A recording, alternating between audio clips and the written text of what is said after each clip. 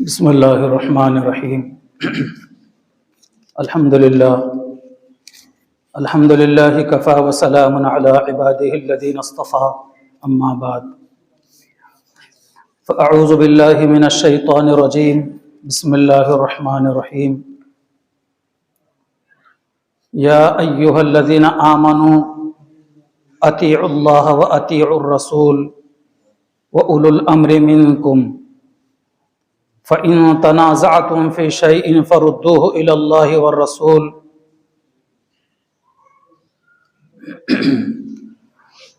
وَكَمَا وَرَدَ فِي الْحَدِيثِ الصَّحِيحِ قَالَ النَّبِيُّ صَلَّى اللَّهُ عَلَيْهِ وَسَلَّمَ تَرَكْتُ فِيكُمْ أَمْرَيْنِ لَن تَضِلُّوا مَا تَمَسَّكْتُمْ بِهِمَا كِتَابُ اللَّهِ وَسُنَّةُ رَسُولِهِ او کما قال النبی صلی اللہ علیہ وسلم۔ قابل احترام دینی بھائی اور عزیزو، قرآن مجید کے سورہ نساء کی 59ویں آیت مبارکہ میں نے تلاوت کی ہے۔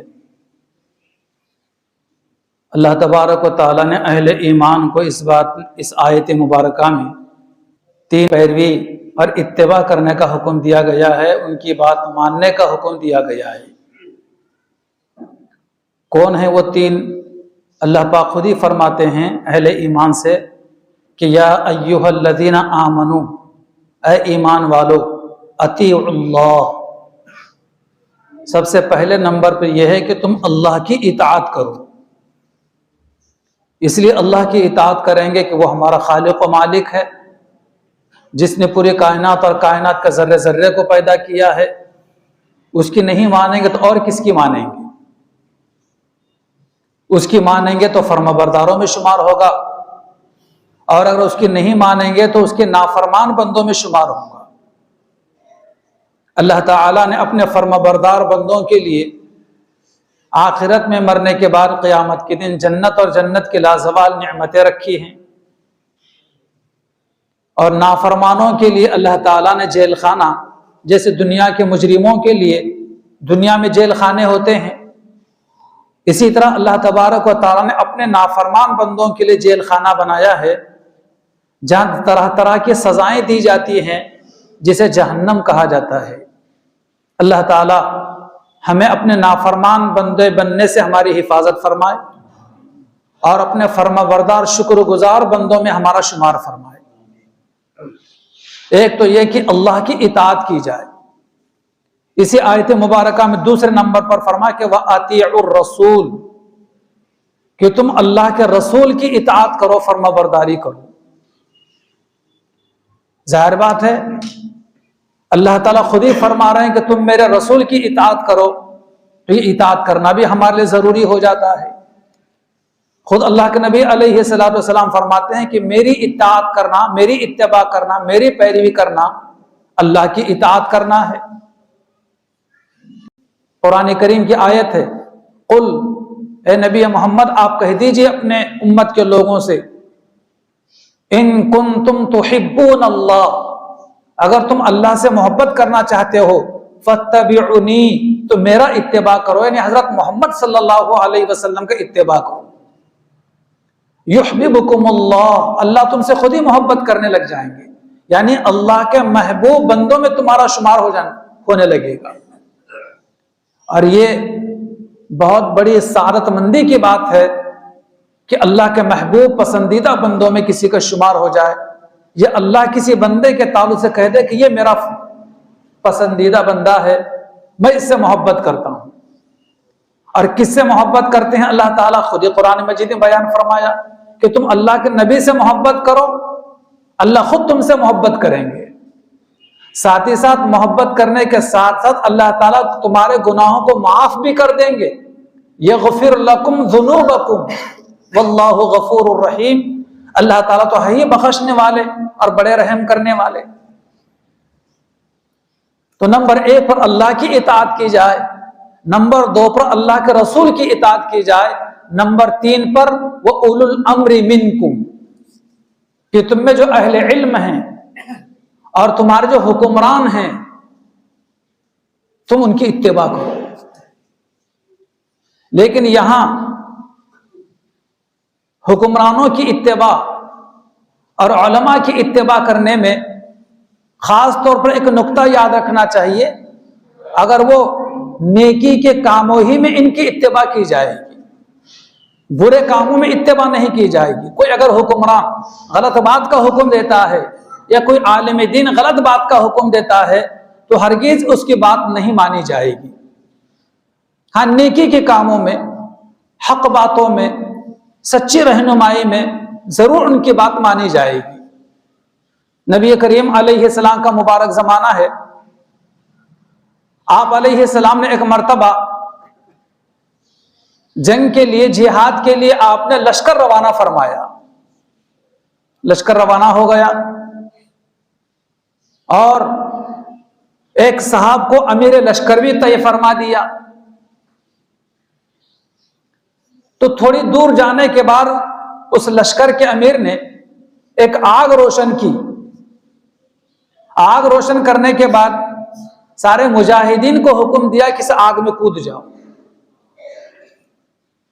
ظاہر بات ہے قرآن مجید میں حکم دیا گیا ہے کہ اطیعوا اللہ و اطیعوا الرسول و اولو الامر منکم، کہ تم اللہ کی اطاعت کرو، اللہ کے رسول کی اطاعت کرو، اور تمہارے حکمران کی اور تمہارے بڑے ذمہ دار کی تم اطاعت کرو، ان کا حکم مانو، ان کی بات مانو۔ تو بہت سارے مجاہدین تیار ہو گئے اس بات کے لیے کہ ہم آگ میں کود جائیں گے، لیکن بہت سے لوگ یہ کہنے لگے کہ آگ سے بچنے کے لیے بھاگ کر ادھر اسلام میں آئے، پھر ہمیں آگ میں کودنے کے لیے کہا جا رہا ہے تو ہم کیسے آگ میں کودیں؟ جب نبی کریم صلی اللہ علیہ وسلم کو اس اطلاع ملی تو آپ علیہ الصلوۃ والسلام نے پہلے لوگوں کے تعلق سے کہا کہ تمہارا ارادہ غلط تھا، اگر تم آگ میں کود جاتے تو قیامت تک تم آگ ہی میں جلتے رہتے۔ اور دوسرے لوگ جنہوں نے یہ کہا کہ ہم آگ سے بچنے ہی کے لیے، یعنی جہنم سے بچنے ہی کے لیے ہم نے کفر و شرک کو چھوڑ کر اسلام کو اختیار کیا ہے، ہم پھر آگ میں کیسے، بلکہ اسے باز رہنا چاہا تو حضور پاک علیہ السلام نے ان کی تعریف کی اور یہ فرمایا آپ علیہ الصلوۃ والسلام نے کہ اپنے بڑے کی، اپنے ذمہ دار کی، اپنے امیر کی اور اپنے حکمران کی نیکی کے بارے میں اطاعت کی جائے، گناہ کے بارے میں اطاعت و فرما برداری نہ کی جائے۔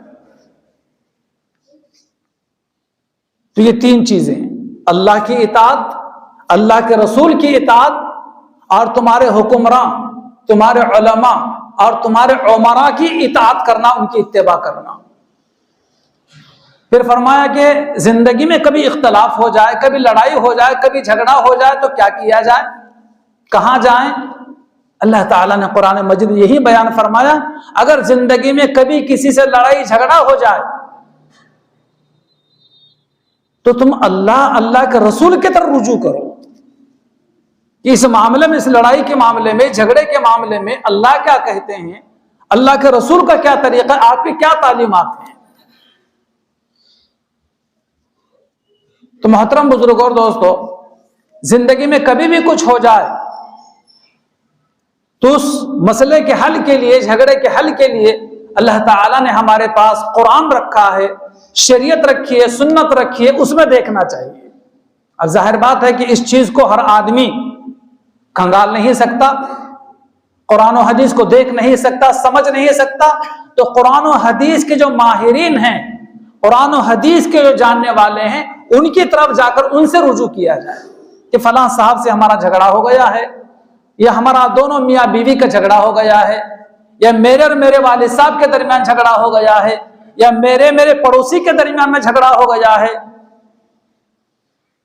اور اس بات پر جھگڑا ہو گیا، میں یہ کہہ رہا ہوں اور میری بیوی یہ کہتی ہے، یا میرا بھائی یہ کہتا ہے، یا میرا پڑوسی یہ کہتا ہے، اس میں حق بات کیا ہے، شریعت کیا کہتی ہے، اللہ کا رسول اس سلسلے میں کیا کہتے ہیں، ہمیں بتلائیے تاکہ ہم جھگڑے کا فیصلہ یہیں پر کر سکیں۔ اس لیے کہ ہر مسئلے کا حل قرآن و حدیث میں موجود ہے۔ اللہ فرماتے ہیں فَإِن تَنَازَعْتُمْ، اور اگر تم لڑ پڑو، جھگڑ پڑو کسی چیز کے بارے میں، فَرُدُّوهُ إِلَى اللَّهِ وَالرَّسُولِ، تو تم اللہ کے رسول کی طرف رجوع کرو۔ ذَلِكَ خَيْرٌ وَأَحْسَنُ تَأْوِيلًا، کہ یہ بات بہتر ہے، اور انجام کے اعتبار سے یہ سب سے بہتر بات ہے، آخرت کے اعتبار سے۔ لیکن عام طور پر آج کل دنیا میں یہ ہوتا ہے کہ چاہے میاں بیوی کا لڑائی جھگڑا ہو، چاہے بھائی بھائی کا جھگڑا ہو، یا پڑوسی پڑوسی کے درمیان میں جھگڑا ہو، کسی بھی چیز کے تعلق جھگڑا ہو، پہلے اپنے لڑائی جھگڑوں کے حل کے لیے اللہ نے ہمیں قرآن دیا ہے، حدیث دی ہے، اللہ کے رسول کی تعلیمات ہمارے سامنے ہیں، پہلے یہاں کوشش کی جائے مسئلے کے حل کی، چاہے کیسا ہی جھگڑا کیوں نہ ہو، کتنا ہی بڑا جھگڑا کیوں نہ ہو، قرآن و حدیث کے روشنی کے اندر جو مسئلے کا حل بتلایا جائے دونوں کے لیے بہتر ہوتا ہے، اور قرآن و حدیث کا فیصلہ دونوں کو ماننا چاہیے، چاہے ہمارے موافقت میں آئے چاہے ہمارے مخالفت میں آئے، آخرت کے اعتبار سے، انجام کے اعتبار سے یہ بہتر ہوتا ہے ہوتے ہیں۔ اس لیے اللہ تبارک و تعالیٰ قرآن مجید میں اہل ایمان کو اس طرح بھی متوجہ کیا ہے کہ لوگوں اللہ کی اطاعت کرو، اللہ کے رسول کی اطاعت کرو، تم اپنے حکمرانوں کی نیکی کے معاملے میں، علماء کی نیکی کے سلسلے کے اندر اطاعت و فرمانبرداری کرو۔ فَإِن تَنَازَعْتُمْ، اور اگر کبھی تنازع ہو جائے، لڑائی جھگڑا ہو جائے، اختلافات ہو جائے، تو اس کے حل کے لیے فَرُدُّوهُ إِلَى اللَّهِ وَالرَّسُولِ، اللہ کے رسول کی طرف رجوع کرو۔ ذَلِكَ خَيْرٌ وَأَحْسَنُ تَعْوِيلًا، یہ بات بہتر ہے اور انجام کے اعتبار سے سب سے بہتر ہے۔ محترم بزرگوں، دوستو، یہ قرآن مجید کی آیت مبارکہ بڑی جامع ترین آیت ہے، اور اسی آیت مبارکہ کے اندر فقہ کے اصول فقہ کے 4 خاص طور پر ماخذ کو بھی بیان کیا گیا ہے۔ فقہ جو قرآن و حدیث کا نچوڑ ہوتا ہے، ماہرین قرآن و حدیث سے مسائل نکال کر عوام کو بتلاتے ہیں، تو ان 4 ہی طریقے سے، جن کو فقہ کی اصطلاح میں ادلہ اربعہ کہا جاتا ہے، 4 دلائل، جن دلائل کے ذریعے سے قرآن و حدیث سے مسائل نکال کر عوام کو بتلائے جاتے ہیں جب کوئی مسئلہ درپیش ہوتا ہے۔ وہ ادلہ اربعہ، ایک تو قرآن ہے، کوئی بھی معاملہ پیش آئے تو فوراً قرآن میں دیکھنا چاہیے کہ میرے مسئلے کا حل قرآن میں کیا ہے، اور اگر قرآن میں نہ ہو تو دوسرے نمبر پر دوسری دلیل ادلہ اربعہ میں سے وہ ہے سنت رسول اللہ کے رسول کے تعلیمات مجھے اس میں کیا کہتی ہیں، اور اگر قرآن میں بھی نہیں ہیں، اللہ کے رسول کے تعلیمات اور سنت اور حدیث کے اندر بھی نہیں ہیں، تو تیسری دلیل اجماع امت کہ علماء کرام اس مسئلے کے تعلق سے کیا کہتے ہیں وہ دیکھا جائے، اور اگر علماء کرام بھی اس مسئلے کا حل نہیں بتلا پا رہے ہیں تو ظاہر بات ہے کہ وہ قیاس کر کے بتلائیں گے کہ اس جیسا مسئلہ، اس جیسے مسئلے کا جو جواب، جو حل قرآن و حدیث میں، شریعت میں بتلایا گیا ہے، وہ حکم اس مسئلے پر فٹ کیا جائے گا، لگایا جائے گا۔ اس کو ادلہ اربعہ کہا جاتا ہے۔ پہلے دلیل اطیعوا اللہ، اللہ کی اطاعت کرو۔ دوسری دلیل اطیعوا الرسول، اللہ کے رسول کی اطاعت کرو۔ اور تیسری دلیل اجماع امت وَأُولُو الْأَمْرِ مِنْكُمْ۔ اور چوتھی دلیل قیاس کے لیے فَإِن تَنَازَعْتُمْ فِي شَيْءٍ فَرُدُّوهُ إِلَى اللَّهِ وَالرَّسُولِ۔ اتنی جامع ترین یہ قرآن مجید کی آیت مبارکہ ہے۔ پیغمبر اسلام صلی اللہ علیہ وسلم نے ایک مرتبہ فرمایا تھا، ترکت فیکم امرین لن تضلوا ما تمسکتم بہما کتاب اللہ و سنت رسولی۔ اے لوگوں، میں تمہارے درمیان 2 چیزیں چھوڑ کر جا رہا ہوں، جب تک تم اس کو مضبوطی سے پکڑے رہو گے، تھامے رہو گے، تم ہرگز گمراہ نہیں ہو سکتے۔ یعنی گمراہی سے بچنے کا سب سے بہترین نسخہ اللہ کے نبی علیہ السلام نے ہمیں دیا ہے۔ کیا ہے وہ 2 چیزیں؟ فرمایا آپ علیہ السلام نے کتاب اللہ، سب سے پہلی چیز اللہ کی بابرکت کتاب قرآن، اور دوسری چیز وہ سنت رسولی ہی، دوسری چیز ہے اللہ کے نبی کی سنت۔ بھائیوں، ہم گمراہی سے، ذلت اور رسوائی سے بچنا چاہتے ہیں تو ان 2 چیزوں سے ہمارا تعلق مضبوط ہونا چاہیے، اور جو لوگ جس قدر ان دو چیزوں سے دور ہیں، کتاب اللہ سے بھی اور سنت رسول اللہ سے بھی، وہ اتنا ہی زیادہ گمراہ ہو رہے ہیں، گمراہی کے راستے پر جا رہے ہیں، آئندہ نہ جانے اور کہاں تک پہنچیں گے اور کتنوں کی گمراہی کا ذریعہ اور سبب بن جائیں گے۔ اللہ تعالی ہماری حفاظت فرمائے۔ کتاب اللہ، اللہ کی بابرکت کتاب، یہ دنیا کے اندر اللہ کے نبی علیہ السلام کا زندہ معجزہ ہے قیامت تک کے لیے۔ تمام انبیاء علیہ السلام کو اللہ تعالیٰ نے معجزات دیے تھے، ان کے پیغمبری کے اور نبوت اور رسالت کے صداقت و حقانیت کے لیے، اور ہمارے نبی صلی اللہ علیہ وسلم کے معجزات کی تعداد سینکڑوں میں نہیں بلکہ ہزاروں میں ہے۔ ان تمام معجزات میں سب سے بڑا معجزہ اللہ کے نبی علیہ السلام کا قرآن ہے، اللہ کا کلام ہے، جس کو اللہ تعالیٰ نے یاد کرنے والوں کے لیے بہت آسان کر رکھا ہے۔ قرآن بہت آسان کیا گیا یاد کرنے والوں کے لیے، جو یاد کرنا چاہے بڑی آسانی کے ساتھ میں یاد ہو جاتا ہے۔ آپ کو حیرت ہوگی یہ سن کر، دارالعلوم دیوبند کے بانی حضرت مولانا قاسم صاحب نانوتوی رحمت اللہ علیہ حج کو جانے لگے۔ اس زمانے میں آج سے تقریباً 100 سال پہلے پانی کے جہاز سے حج کا سفر ہوا کرتا تھا، اور 4 مہینے پہلے گھر سے نکل جانا پڑتا تھا۔ تو حضرت مولانا قاسم صاحب نانوتوی رحمت اللہ علیہ حج کے لیے نکلے، ساتھ میں جہاز میں سینکڑوں کی تعداد میں لوگ موجود ہیں۔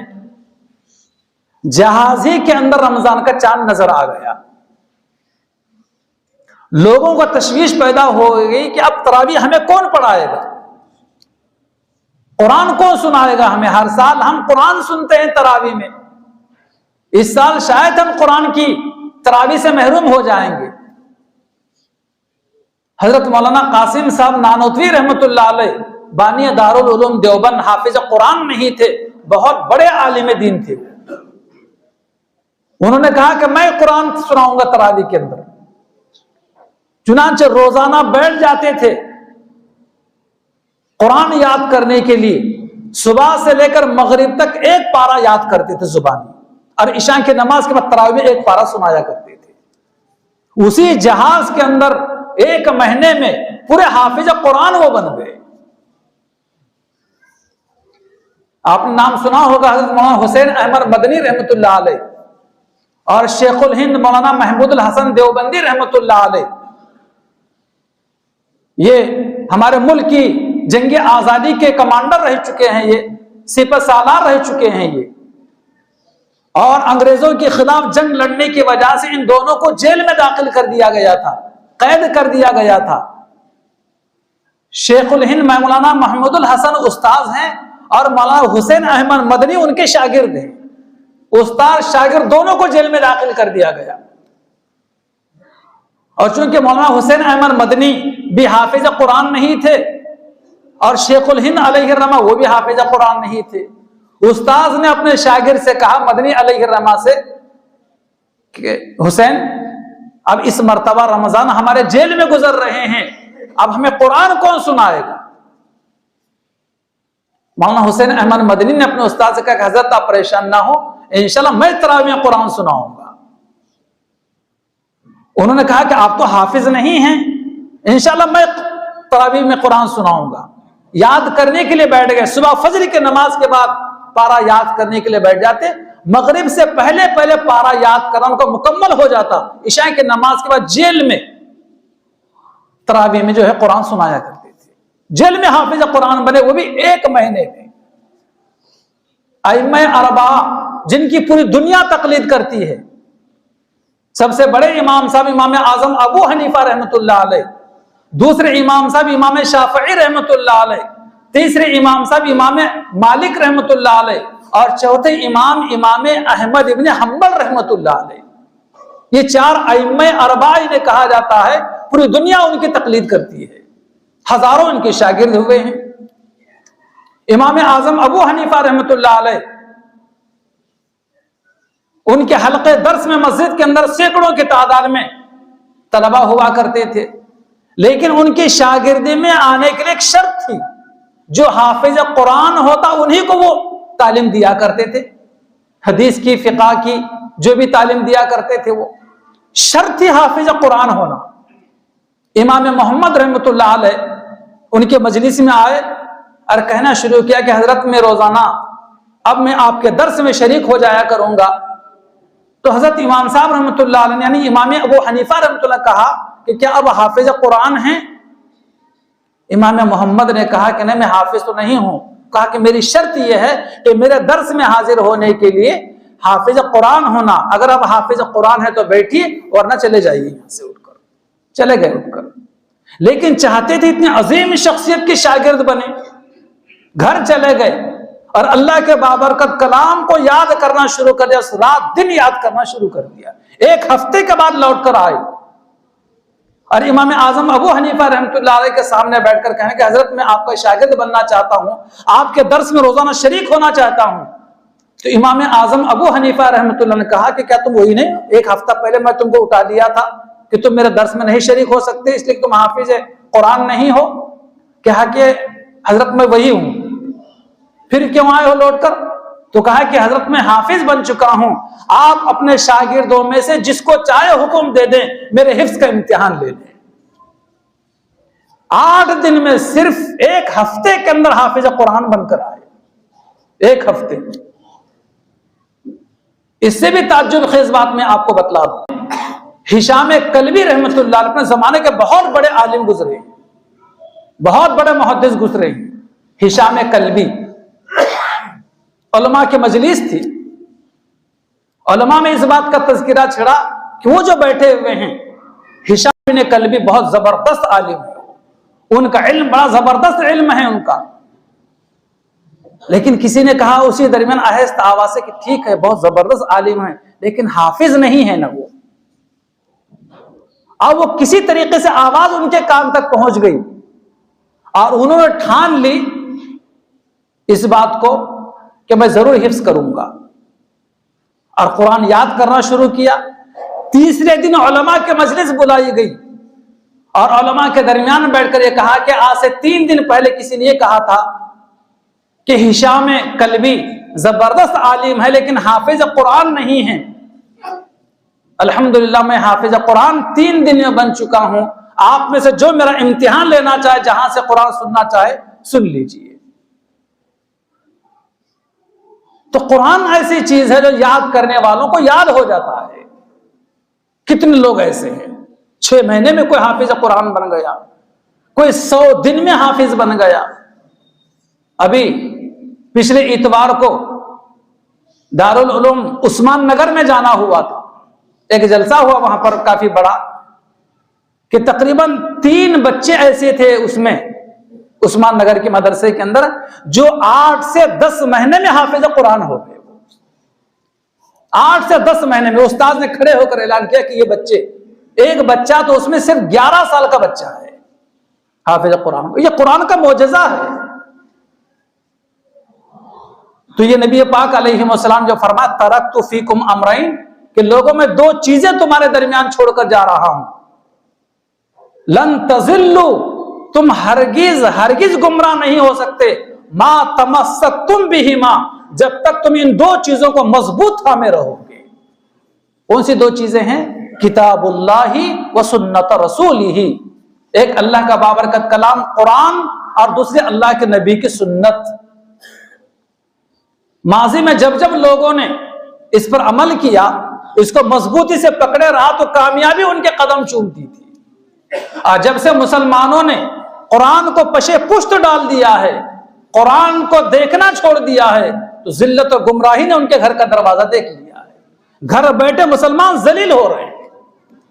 ہم ذلت سے بچنا چاہتے ہیں، گمراہی سے بچنا چاہتے ہیں، تو اللہ کے بابرکت کلام سے اپنا تعلق مضبوط رکھیں اور سنت رسول اللہ پر عمل کرنے کی کوشش کیجیے۔